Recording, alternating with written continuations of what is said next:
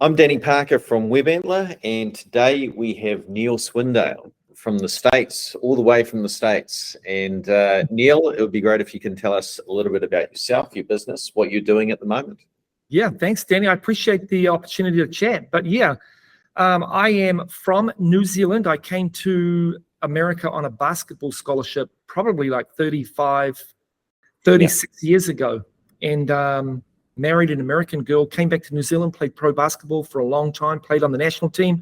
And then 26 years ago, I came back to America, 32 years old, never had a job. And I was a little concerned. I was married with 2 kids, and I just had to figure it out. And I landed in the vending machine industry with Coca-Cola, and I've never left. And the vending machine industry is made up of a ton of entrepreneurs. And I just fell in love with talking to them about their business. And here I am 26 years later. I've got 3 companies that I've started to help them. And I still feel I'm just talking to entrepreneurs about their business. Yeah. So I've landed about those 3 companies that you've got at the moment. So yeah, so the first one is Vend Central. So we started that about 15 years ago. We could see that the vending community, no one was helping them come online with website design. Yep. And they were getting confused. They were going with small people to build websites who didn't know anything about vending, and then all right up to big agencies who didn't know anything about vending. And between the small guy and the big guy, they'd waste 3 years. Yep. So we started Vend Central to help them come online. So we built approximately 500 websites to date, and growing like crazy. That business is growing like crazy, but we've moved into more social media marketing now. So we'll build their website and do all their social media marketing and content creation. So out of that business came another business called Cool Break Rooms. And that one is basically a connection platform. We promote gold standard break rooms from around the world. We showcase that we're very knowledgeable in how to do this. And if you need some help, call us. They call me. I do a little Zoom call with them, and then I hand them over to a local company that can help them design a gold standard break room. And then we get a commission off that. And then last but not least, just recently in the last 2 years, Zippy Assist came up. Zippy is a SaaS technology platform, 100% focused on customer service in the break room. So on the coffee equipment, the vending machines, we have a text message initiated customer service platform that ties in the unique piece of equipment. So if they text 1011, we know that's the Coke machine in the hospital in Pleasanton at 123 ABC Street. So all based on Kiwi ingenuity. Let's give it a crack. And here we are, a long time later going. So how did you get started as well? Because I suppose, from the New Zealand side of things, if I don't know how the vending machine industry operates in New Zealand at all, whether, how big a thing of it is, or whether it's just owned by Coke, Pepsi, however that works. Yeah. But in America, obviously, much larger market, but you've got a bit of a niche there. Was it a case of going state by state, or how did the business kind of grow? Yeah, that's a great question. So the vending industry in America is $30 billion.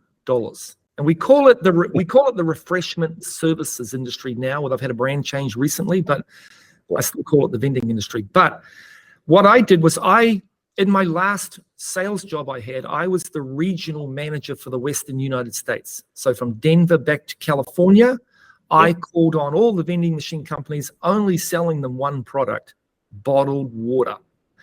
And it was a no-brainer. Our brand was the most popular brand, and it was also the cheapest. So I got to know everyone. And once again, I just was more interested in talking to them about their business. So I became friends with them more than anything. So when I launched Vend Central, I just basically picked up the phone and called my current customers and said, hey, what are you guys doing online? So, and then I'd introduce them a website. And that was one way.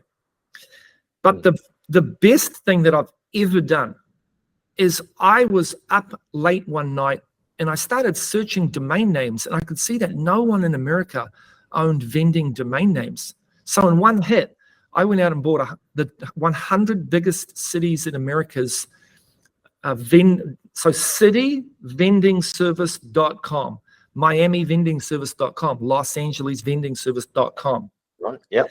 And then I whipped up, I built a simple template website, and then I would pay a web designer who was a young kid in school $25 to pop a new website up on each one of those domains.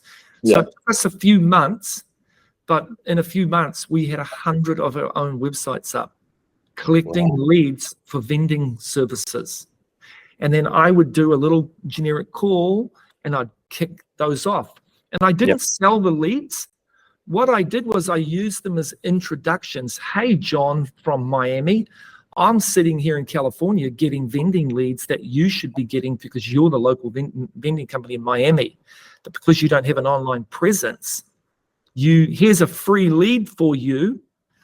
When you think about a website, call me. Okay. 3 leads later, they're like, all right, Dan, we need a website. And boom.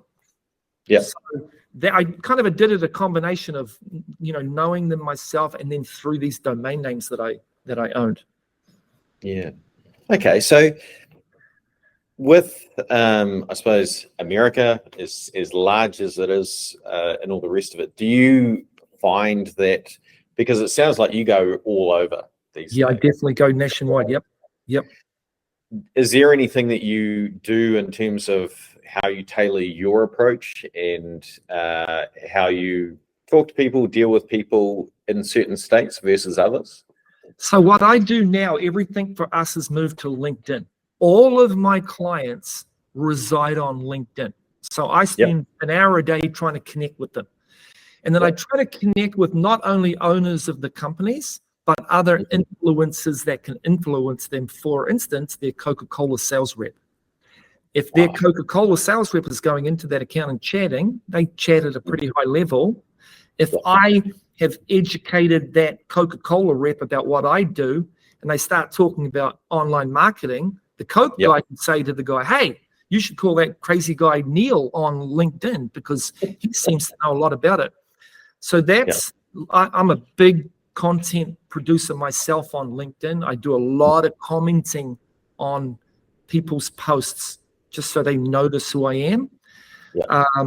And then my little shtick is I'm the crazy Kiwi guy.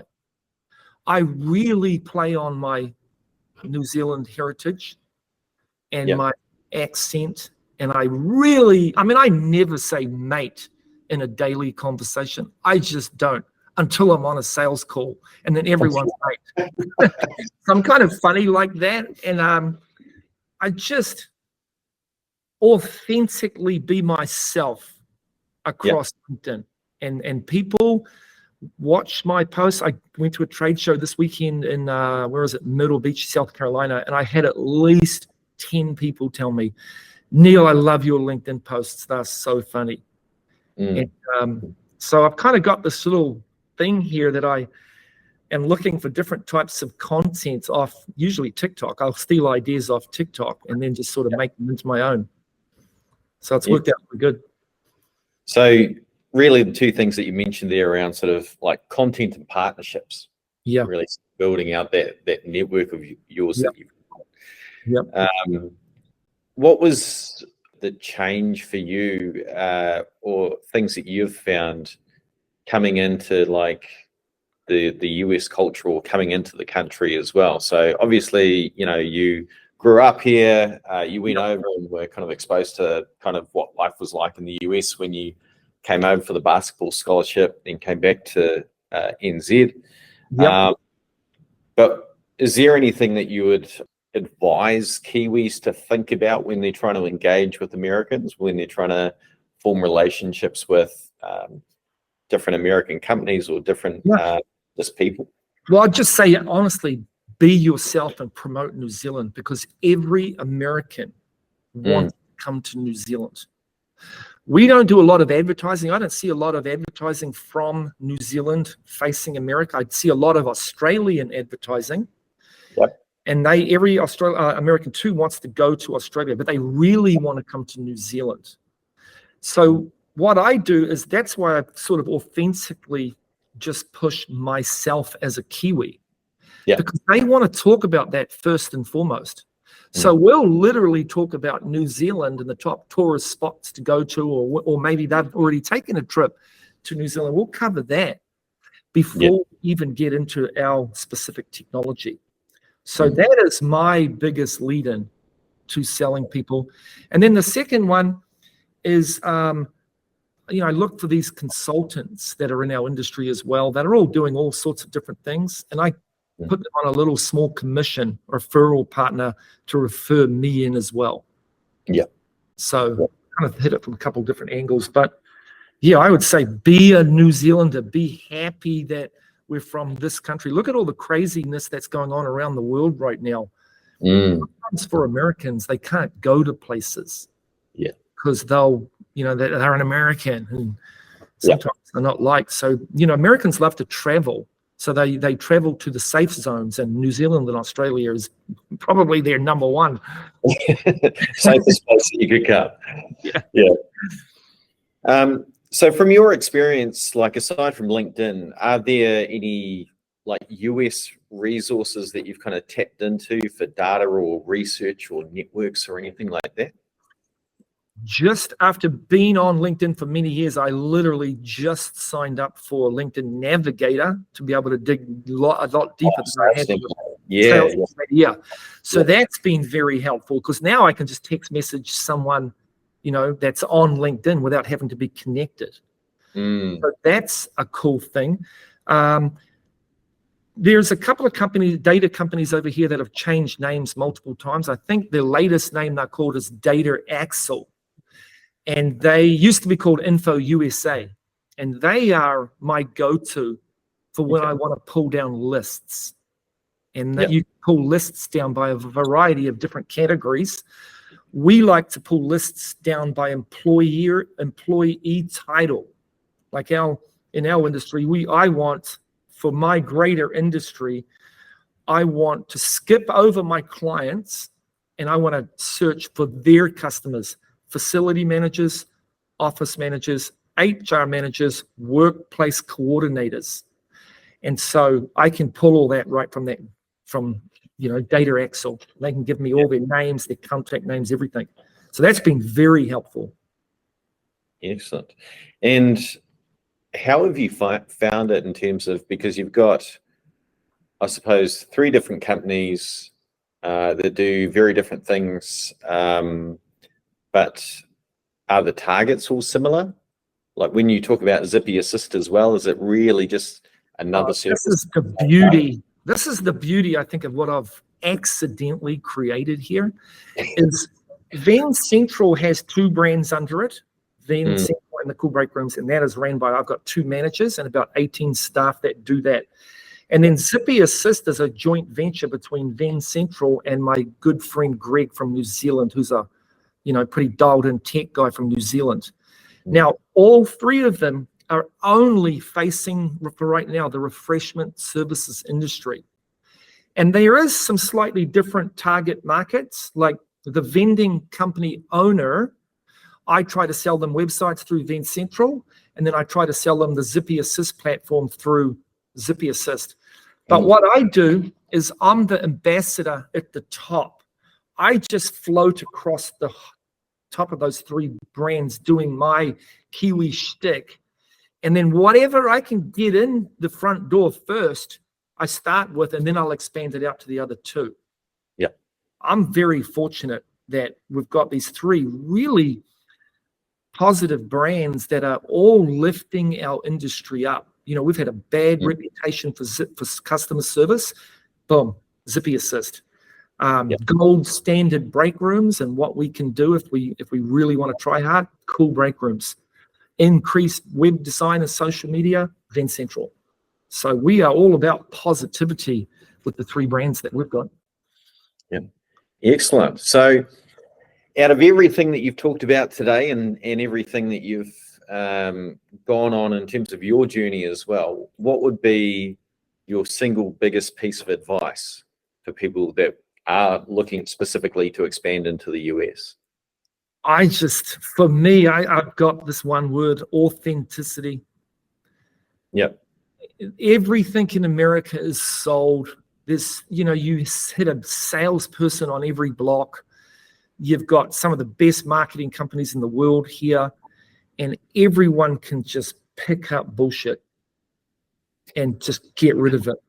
And so if you come in on a very authentic angle, boom, Americans love to chat. But you got to get through that layer of bullshit because they're so busy here. California is one of the biggest economies in the world, just the state of California. And it's busy. Man, it's busy. But, everyone's got a protective layer up to just, get rid of the busyness. So that when you come through authentically, oh my gosh, it makes a huge difference. Yeah. Fantastic. Excellent. Well, hey, appreciate your time today, Neil. Yeah, thank you for having me. This is awesome. I love chatting about how to be successful in America. Thank you. I mean, it's so big here, right? So if you can just get your product line here, watch out. You're away. Yeah. Thanks, all right. Neil. Thanks, Danny.